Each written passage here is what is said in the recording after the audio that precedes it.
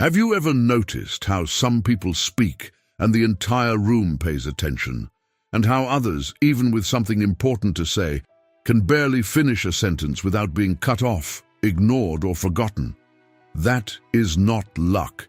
It is not some magical charisma, and it is certainly not a gift. It is a skill, and every skill can be learned. Today you are going to discover how to talk with anyone without forcing it, without shrinking yourself, without twisting yourself into knots to seem interesting. You are going to learn 7 Stoic principles of communication that turn ordinary words into a presence that no one ignores. And forget the idea of becoming someone artificial, stuffed with canned phrases and cheap tricks. The world is already full of that. Real communication is not a performance. It is clarity, firmness, intention. The Stoics mastered this long before there were social networks, networking events, or persuasion techniques. Presence speaks before words, and that is why 2,000 years later their ideas still cross generations and still bring entire rooms to silence. When you understand these principles, something shifts quietly inside you. You stop over-explaining yourself, you stop begging for attention, and you begin to be heard without ever having to raise your voice. Your conversations become simpler, your relationships more solid, your presence impossible to ignore. Not because you learn to speak louder, but because you finally learn to speak with weight. You do not need to be outgoing, funny, or dominant to be heard. You need to stop weakening your own presence every time you open your mouth. Because the moment you stop begging for validation, something turns inside your relationships. Attention stops slipping away from you and starts coming to you naturally. So pay attention, because what you are about to hear can change forever the way people see you when you speak. Principle 1. What did that mean to you? There are questions that open doors, and there are questions that open people. Whoever masters this art never has shallow conversations again. Whoever doesn't master it lives surrounded by people and still feels like no one truly knows them. Because loneliness isn't the absence of people. Loneliness is the absence of depth. Picture the scene. You're talking to someone and you ask the usual, "Hey, how's it going?" or "How was your day?" The answer comes automatically, almost without thinking. "I'm good. It was busy." Same as always. And the conversation dies right there. Not because the person didn't want to talk, but because you didn't give them a real chance to open up. You handed them a locked door and then wondered why they didn't walk through it. These questions are safe, but they're shallow. They don't create depth. They don't create warmth. They don't create connection. They just stir the air. They're like a handshake between strangers, polite, correct, and completely forgettable. Now imagine a different approach, the same person, the same setting, the same moment, but you ask a different question. A question that doesn't demand a big performance, just honesty. A question that invites instead of pressuring. You say calmly, "What's been on your mind lately?" Or maybe, "What did that mean to you?" Or even, "What part of that was the hardest?" Suddenly, something shifts in the person's expression. They breathe, they think, they search for the answer inside themselves, not outside. And in that 3-second silence, something rare in today's world happens. Someone is actually thinking before they answer you. That's the difference. Deep questions make a person look inward, and then look at you in a more genuine way, because whoever shows you what they feel never sees you the same way again. People don't remember conversations by the information exchanged, they remember them by what they felt. And when someone feels they can open up to you, connection happens. Dale Carnegie used to say that the most unforgettable conversations are the ones where you get the other person to talk about what matters to them, not because you want to seem interested, but because you truly care about what's there, hidden behind the words. The difference between charming and manipulating lives exactly in that detail, intention. And Seneca adds to this view. He said, No one dares to look inside themselves, but everyone wishes to be seen. And that's exactly what intelligent questions do. They make the other person see themselves while you see them along with them. You become the mirror they didn't have the courage to hold on their own. But there's an important detail. Deep questions are not interrogations.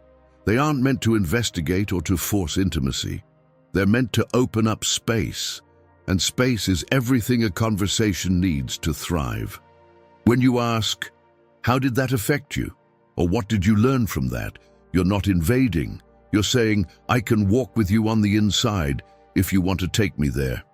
This kind of question takes courage because it takes presence, and it takes being ready to hear honest answers, raw answers, human answers, because sometimes the person is going to cry. Sometimes they'll share something they've never told anyone before. And in that moment, what they need from you isn't advice. It's for you to stay there. But that's exactly why these conversations create a kind of connection that doesn't fall apart. The Stoics used to say that true wisdom is born when we learn to understand not only our own emotions, but the emotions of others as well. This kind of question works as a tool for understanding, not because it delivers the right answers, but because it reveals truths that were hidden. Truths the person themselves didn't know they were carrying until someone took the care to ask in the right way. In the end, you'll notice something simple and powerful. The best conversations of your life weren't born from ready-made phrases. They were born from questions that asked the other person to show a piece of themselves. And when a person feels they can show that piece without fear, without judgment, and without rush, they remember you with a fondness that can't be explained, only felt. You may forget the name of whoever complimented you, but you never forget the name of whoever truly listened to you. So make a choice today. In your next conversation, swap an automatic question for a living one, just one, and watch what changes in the other person's eyes. Questions that open the heart create invisible bonds, and invisible bonds are the only ones that time doesn't undo, that distance doesn't erase, and that life can't take away from you. Principle 2. Tell me more about that. 5 simple words, but when used with presence, they become one of the most powerful attitudes in all of human communication. 5 words that cost nothing and change everything. Picture the scene. Someone casually mentions, while holding a cup of coffee, "I started running in the morning." It's just a small detail almost tossed into the air, but it's exactly in this kind of detail that a conversation can be born or die. Small phrases are doors left slightly open, and most people walk right past without even realizing they were invited inside. Because the common response tends to be automatic. "Oh, I tried running too, you know. I even bought a great pair of sneakers." And before you know it, you're already talking about your running app, your pace, your performance, and your routine. And the door they opened closes silently, as if you had crossed through the conversation only to return to your own world. It sounds like conversation, it sounds like enthusiasm, it sounds like connection, but it isn't. It's a fight for the spotlight. It's the instinct of wanting to show something about yourself. It's the anxiety of filling the silence with your own story. It's the ego confusing being heard with being loved. The other person offered you a small window into their world, but instead of stepping through it, you pulled the curtain and went back to your own scenery. And that's how the conversation loses its glow, loses depth, loses truth. And the worst part, they won't even tell you. They'll just smile, nod, and never offer you another window again. Now imagine a different approach. They say, "I started running in the morning." And you simply reply, "Tell me more about that." And you don't add anything, you don't try to match them, you don't try to sound knowledgeable, you don't try to turn their experience into a springboard for your own. It's not a magic phrase, it's an attitude. It's you giving space, it's you saying with real curiosity, "Show me what's in there." You simply open up fertile ground for the conversation to grow. Because in that moment, the center of the conversation isn't you, it's the world that they with such simplicity just showed you. And when someone realizes they can take the center without having to fight for it, they allow themselves to go deeper than they would with anyone else. And this kind of listening isn't passive, it's active, it's mature, it's a form of attention you don't see every day. And that's exactly where the magic happens. People spend their entire lives waiting for someone who will truly listen to them, who will truly want to understand what lies behind a simple sentence, who is interested not in the topic, but in the personal meaning of that topic. When someone finally finds that, everything changes. The look in their eyes softens, the body relaxes, the tone becomes more genuine. It's as if for a moment they could take off the armor they've been carrying since childhood. Epictetus used to say, "We have 2 ears and 1 mouth so that we can listen twice as much as we speak." It wasn't a metaphor, it's practical guidance, it's wisdom for everyday life. But the modern world has flipped the equation. We talk twice as much, we listen half as much, and still we wonder why we feel so lonely. When you listen with genuine interest, something shifts in the air. The other person's eyes start to shine again, and that's where true connection is born, when the other feels understood, not analyzed, seen, not corrected, heard, not merely tolerated. Genuine listening creates trust because it makes people feel interesting next to you. And in the end, when someone walks away from a conversation thinking, "I felt interesting talking to him," that person comes back. They always come back, not because you spoke well, but because next to you, they spoke better than they usually do. This isn't a technique, it's maturity. It's the courage to silence your own ego for a few minutes in order to see the universe living inside the other person. And this is far more powerful than any attempt to impress. The Stoics talked about staying present as a daily training of attention, as the discipline of keeping the mind in the exact moment when life is happening. And that's what separates someone who has a conversation to talk from someone who has a conversation to connect. Being present means being whole. It's offering the other person something almost no one offers: a safe space, clean, silent, where they can exist without rush, without competition, and without fear of not being enough. In a world that interrupts, corrects, and compares all the time, presence has become the rarest luxury one person can receive from another. That's why "tell me more about that" isn't just a phrase, it's a decision. The decision to suspend judgment, to pause your own inner world, and to open up space for the universe standing right in front of you. And when you do this, when you stay present while the other person opens up, you discover something the Stoics knew very well.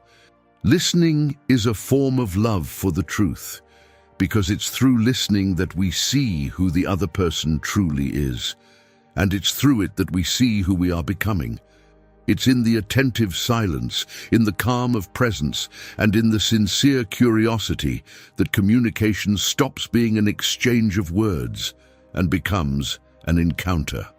And encounters, when they are real, change lives. So tomorrow, in the next conversation you have, try an experiment. When someone tells you something, anything, hold back the urge to respond with your own story. Just say those 5 words and stay. You will hear things no one else hears, because the world is full of people talking and almost empty of people willing to listen all the way through. Principle 3. I don't know. The courage that creates respect. 3 simple words.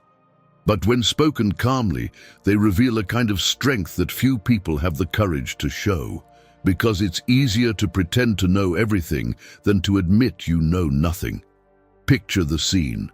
You're chatting with someone at work, talking about random things from your day, until the person says, "I've been trying to understand finances better. Do you know how this whole bond investment thing works?" It's a simple question, but it pulls an internal trigger in a lot of people. The fear of seeming ignorant, the anxiety of falling short, the need to look prepared.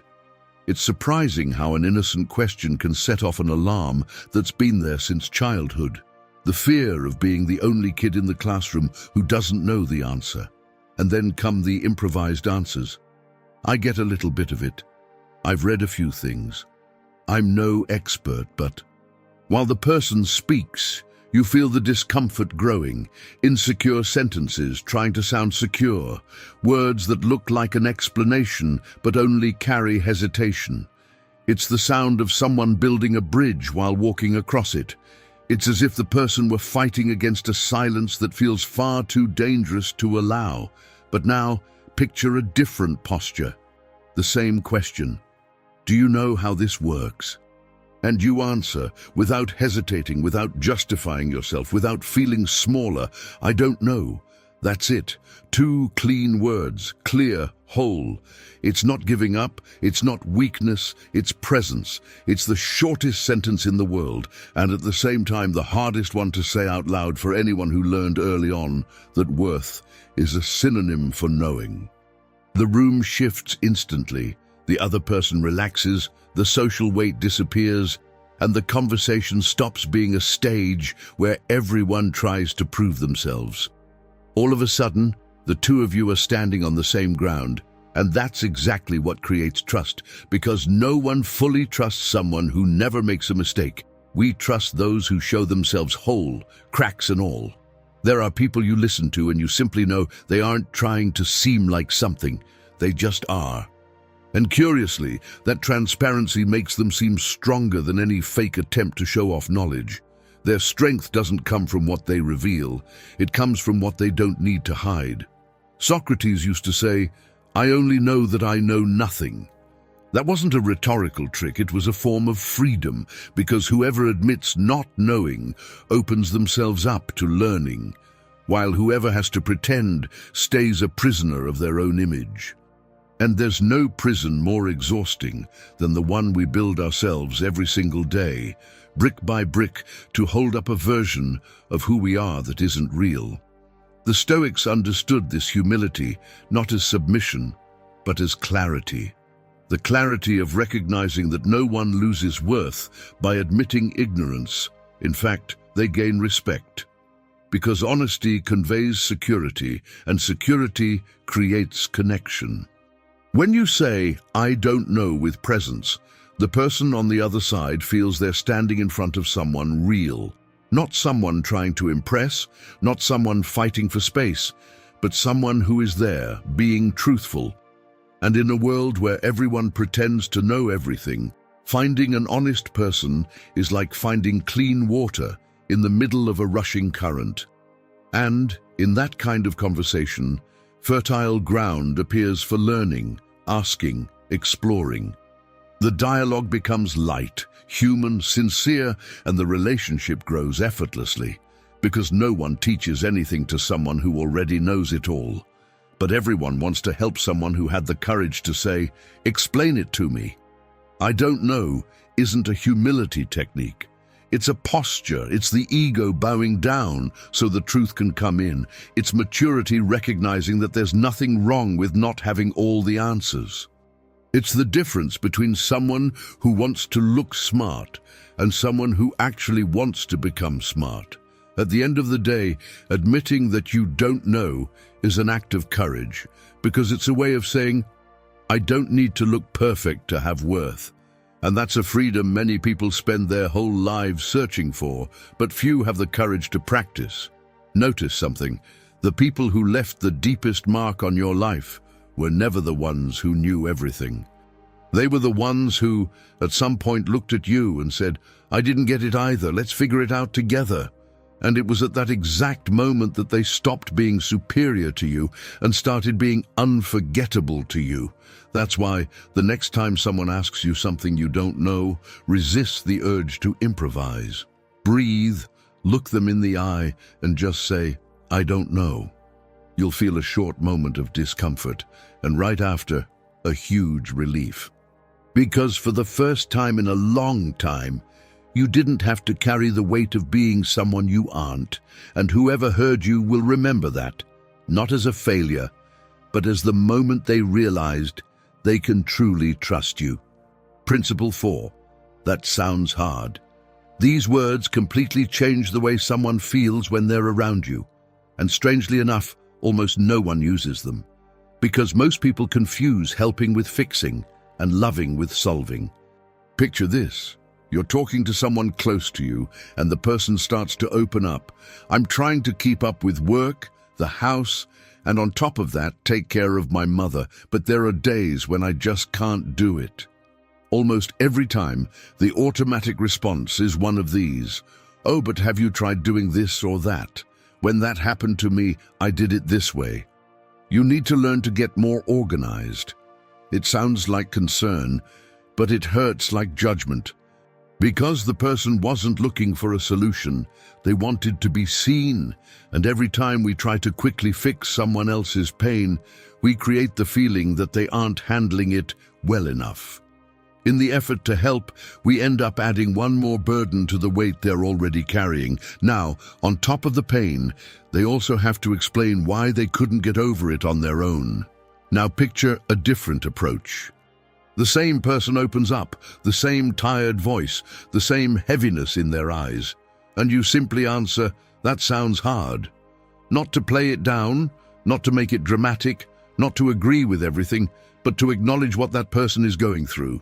3 words that don't try to lift anyone up, they just sit down beside them. In that moment, something important happens. Their body relaxes and their breathing shifts, because what they found there wasn't a problem solver, but a safe harbor. Someone who isn't trying to pull the pain out too quickly. Someone who offers comfort instead of hurry, because some kinds of pain don't want to rush out the front door. They just want to exist in peace until they decide to leave on their own. Validation isn't about solving. It's about recognizing someone's humanity. Marcus Aurelius once said, "Be tolerant with others and strict with yourself." But most people do the opposite. They demand too much from others and forgive themselves too easily. And that's why so many people can be ruthless when judging someone else's pain, but fragile when facing their own. When you validate someone else's pain without trying to correct it, you create a rare, almost sacred space where the person can be vulnerable without the fear of being seen as weak or incapable. It's in that space that emotions rearrange themselves, that clarity comes back, that what seemed impossible becomes bearable. As if the pain, once it's finally acknowledged, loses part of the poison it carried when it was hidden. And the curious thing is, when someone feels understood, they grow stronger on their own, because emotional weight doesn't get lighter with solutions. It gets lighter with compassion. No one climbs out of rock bottom because of a good piece of advice. They climb out because at some point, someone reached out a hand without asking how they fell. That sounds hard, isn't a technique. It's a way of saying, I see you, I see what you're carrying, and you're not alone in this. The Stoics understood that carrying your own weight is already hard enough. No one needs to carry someone else's expectations on top of that. And maybe that's why so many people open up and walk away feeling worse than when they started, because they were heard but not held. They were advised but not understood. Validating someone's suffering doesn't mean agreeing with everything. It means recognizing that there's a person right there going through something the size of their own life. Someone else's pain doesn't have to make sense to you. It has to make sense to the one feeling it. In the end, the deepest relationships aren't built on advice, they're built on presence. And whoever learns to validate, learns to love in a mature way, without rushing, without forcing anything, without trying to erase what still needs to be seen. When you say, that sounds hard, you don't solve the other person's problem. You give them back the dignity of not having to be strong all the time, and that dignity is often what finally gives them the strength to keep going. Think about the times when you yourself needed to open up. You didn't want anyone to fix your life in 5 minutes. You just wanted someone to look at you and say, "I get it, that really is heavy." And remember how after that simple acknowledgement, you were able to breathe a little deeper. Well, that's exactly what you can offer now to someone who needs it. So the next time someone opens their heart to you, hold back the solutions. Swallow the advice. Don't tell a similar story that happened to you. Just say, "That sounds hard," and stay silent after that. That silence isn't empty. It's the fullest place there is. It's where the comfort lives that no clever words could ever offer. And it's right there in that simple moment that you become the kind of person others never forget, someone you can be human with without having to apologize for it. Principle 5. Silence. The most feared space in conversations, and at the same time, the most powerful. Almost no one masters it because almost no one can stand being inside it for more than 3 seconds. Picture the scene. You are sitting at a table with someone, maybe in a coffee shop or in a quiet room, and after a quick exchange of words, that little gap shows up where nobody says a thing. 1 second, 2 seconds, 3, and immediately the restlessness is born. The hand touches the phone, the leg starts bouncing, the mind desperately searches for any subject to fill the emptiness, as if that silence were an accusation, and any word, no matter how useless, would serve as a defense. And then come the loose phrases, "Oh, and another thing I just remembered, and this weather, huh?" Or laughs without any meaning, all of it to keep the silence away, as if it were an enemy to be defeated. And the worst part, the other person notices. She doesn't say it, but she notices, and unconsciously she understands that by your side she needs to keep the noise running the whole time so that everything keeps looking fine. But now picture another posture. The same table, the same pause, the same gap between one line and the next. And instead of rushing to fill the space, you simply stay, you breathe, and you remain present. You don't run away. You don't search for any subject. You don't try to put together thoughts that haven't been born yet. You just stay for a moment in the space that exists between one sentence and another, like someone who sits down in a room without needing to turn on the light because she is already home. All of a sudden, the silence stops being discomfort and turns into presence. And the other person feels that because there is something deeply human about being close to someone who doesn't fear the emptiness, who doesn't need noise to feel like she exists, who can simply hold the moment without getting lost inside of it. It is like breathing next to someone who breathes slowly. Without noticing, you slow down along with her. Silence shows a quiet strength, the strength of someone who doesn't need to prove anything, the strength of someone who is at peace with herself, of someone who isn't fighting against her own head the whole time. Whoever talks too much is usually running from something. Whoever can hold the silence has already made peace with what others are still running away from. Seneca used to say, "Silence is a lesson learned through much suffering." And he was right. Because silence demands what very few people train, emotional maturity. Nobody is born knowing how to stay quiet. We learn that after messing up a lot by talking. When you become someone comfortable with silence, you give off something rare, stability. And stability is irresistible. In a world that is hectic, frantic, anxious, being close to someone calm is almost like leaning against a safe place after a long time sailing on the open sea. People relax, the conversation goes deeper, and the mood shifts. Silence creates anticipation, gives weight to what will be said, lets the word be born at the right time, not as an escape, but as truth. The sentences that mark someone the most were almost never said quickly. They came after a pause that seemed too long, but that was exactly the size it needed to be. Silence is the ground where people finally show who they are. It is in it that the nervousness shows up, that the anxiety breathes, that authenticity comes through. And when you don't try to escape from that, you become someone safe, not only for yourself, but for the others. because by your side, the other person notices that she doesn't need to put on an act to fill anything. She can just exist. The Stoics understood that self-control begins in the mastery of one's own mind, and silence is the mirror where we see exactly what we carry inside. Whoever can't stand silence usually can't stand herself. That is why so many people turn on the television without watching, open the phone for no reason, talk without having anything to say. It is not the world that bothers them. It is the encounter with their own inner self that scares them. But whoever embraces it finds strength. When you learn to hold the silence, you find out that it doesn't interrupt the conversation. It deepens it. And many times, it says exactly what words cannot say. Think about the people you admire the most from a distance. Those who seem to have a magnetism that is hard to explain. Almost always, they have something in common. They don't talk to fill space. They talk when they have something to say, and they stay quiet when they don't. And it is exactly this economy that makes every word of theirs weigh like gold. So try this test today. In your next conversation, when that silence comes up that normally makes you want to run, stay. Just stay. Look the person in the eyes, breathe slowly, and let the moment exist. You will feel the urge to say anything, you will feel the discomfort climbing up your chest, and you will want to defeat it with some random sentence.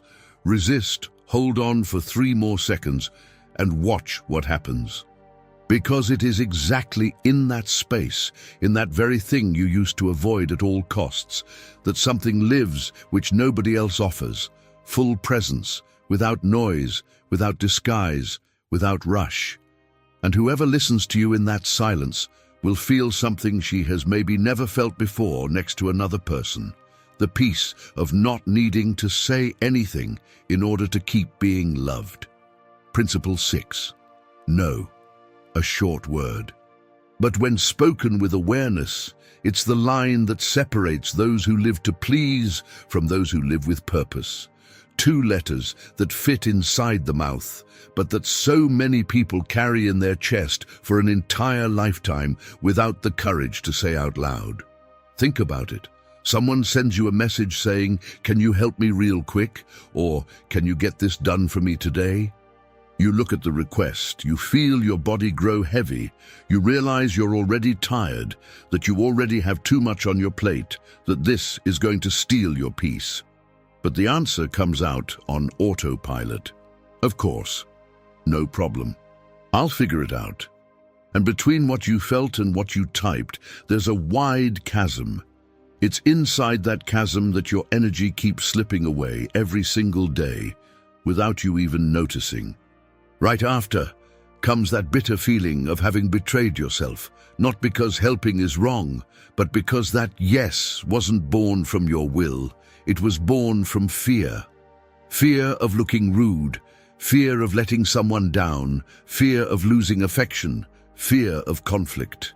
And without realizing it, you start carrying small weights that aren't yours, while letting your own gather dust in a corner of your life. You become amazing at fixing other people's chaos and terrible at taking care of your own. And on top of that, you call this generosity. Now picture another posture, the same message, the same request, the same pressure, but this time you take a deep breath, you observe your inner limit, and you answer calmly, no. No rudeness, no long-winded justifications, and above all, no regret. Just a clear boundary said with calm. Because the mature no doesn't need a defense attorney, it stands on its own by the simple fact of being true. In that moment, something important happens, not just in the other person, but inside you, because the no, spoken with awareness, isn't a wall, it's a filter. It pushes away what doesn't make sense and protects what matters. It stops favoring those who only want your availability, and it draws in those who respect your space. It's like cleaning out a house packed with useless stuff. It hurts at first, but afterwards you can finally see what truly belongs to you. The Stoics always taught that self-mastery is saying no to whatever weakens your inner integrity, and Marcus Aurelius reinforced it. If it is not necessary, do not do it. Simple, direct, and deep.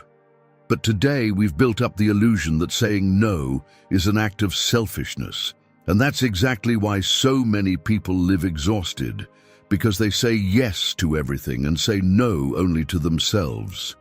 They say yes to the boss, yes to the friend, yes to the neighbor, yes to the distant relative, and they save the only no of the day for their own rest, for their own dream, for their own silence. The truth is, you weren't made to be available all the time. You were made to be whole, and no one can be whole when they're split across commitments they never chose. Every time you say yes without meaning it, you're saying no to some part of yourself that needed that hour, that energy, that rest. The no builds respect, not because it limits the other person, but because it strengthens you. People begin to notice that your yes carries value, has weight, has intention, because it isn't automatic, isn't compulsive, isn't fear.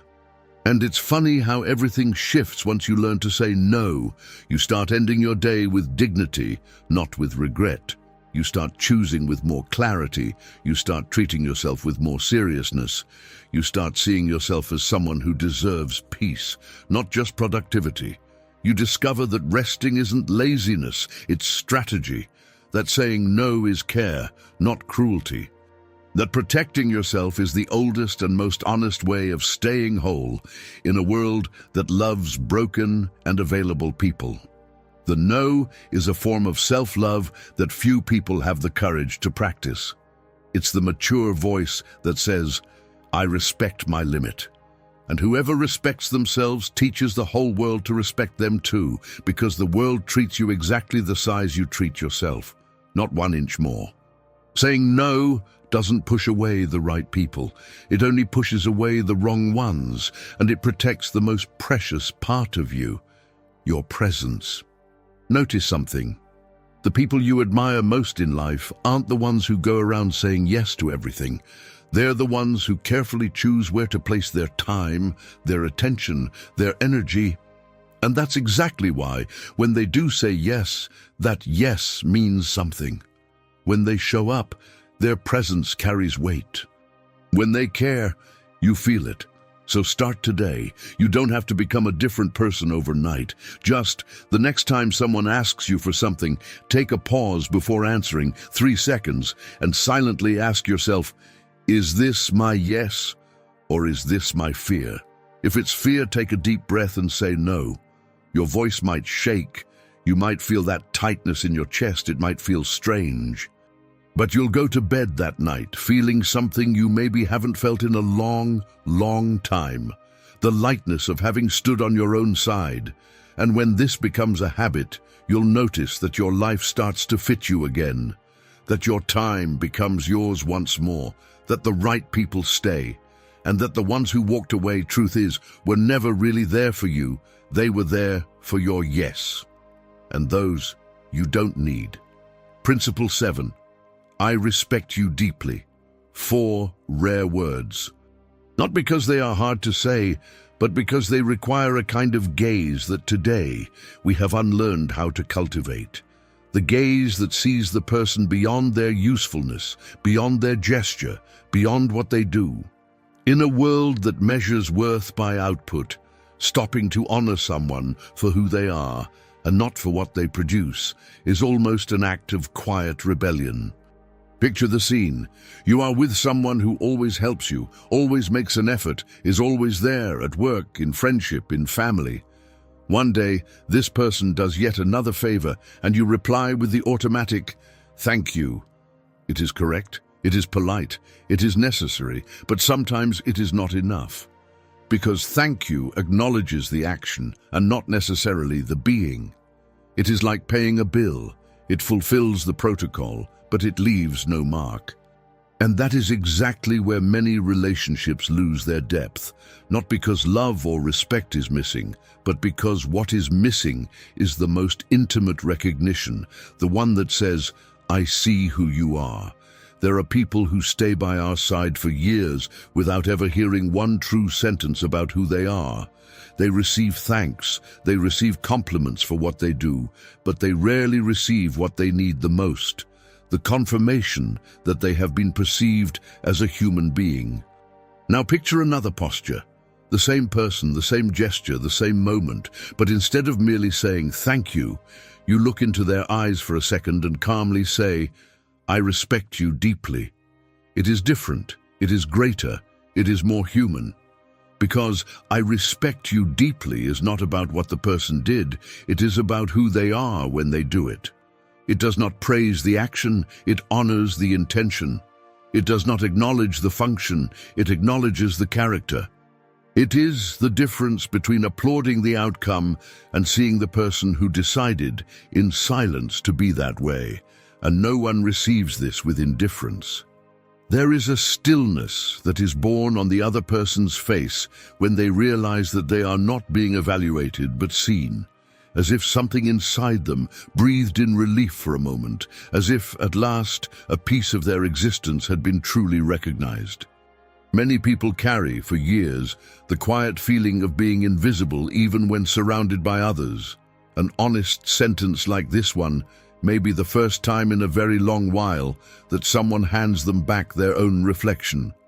Marcus Aurelius, in his Meditations, had the habit of reflecting on the virtues of those who walked beside him, and of inwardly thanking them for the kindness, the steadiness, the patience, the loyalty he saw in each one. He understood that respecting another is not flattery, it is clarity. It is seeing the light the other person carries before seeing the benefit they produce. It is training your gaze to see the human being before the role they play in your life. But this sentence demands care. Said too often, it loses its strength. Said without soul, it sounds false. Said at the wrong moment, it turns into technique. The truest words only work when they are rare, repeated as a formula. They lose exactly what made them precious. I respect you deeply must be born from the right place, that space where you truly perceive the worth of the person, even when they are not doing anything extraordinary.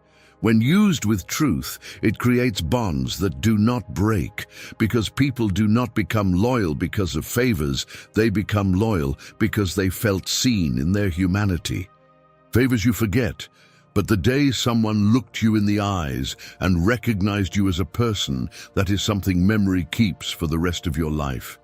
The Stoics understood that no virtue exists in isolation, and true respect is a silent virtue because it requires attention, humility, and gratitude. You do not say, I respect you deeply to reward someone, you say it to honor them. Because what sustains relationships is not grand gestures, but small acknowledgements. Relationships do not die because of great fights. They die little by little, in the silence of the acknowledgements that were never spoken. And when you learn to respect someone for who they are, and not for what they do, connections stop being transactions and begin to be encounters. And true encounters carry an unmistakable mark. They remain. Communication is not about words, it is about awareness. You may have vocabulary, stories, techniques, experiences, but none of that touches anyone if your spirit is not present. Eloquent people exist by the dozen, present people almost none. And it is presence, not eloquence, that builds everything that matters. The Stoics understood that true influence is born from character, not from performance. It is born from attention, not from effort. It is born from inner silence, not from the rush to fill the world with sound. And that is exactly what these 7 principles do. They do not turn you into someone more talkative, but into someone more human. They do not teach you how to control the conversation, but how to open space for the conversation to live. They do not make you more interesting, they make you more whole, and that is what draws people in. Because no one falls for someone impressive, people fall for whoever is whole around them. Because when you listen with sincerity, people trust you. When you admit your limits, they relax.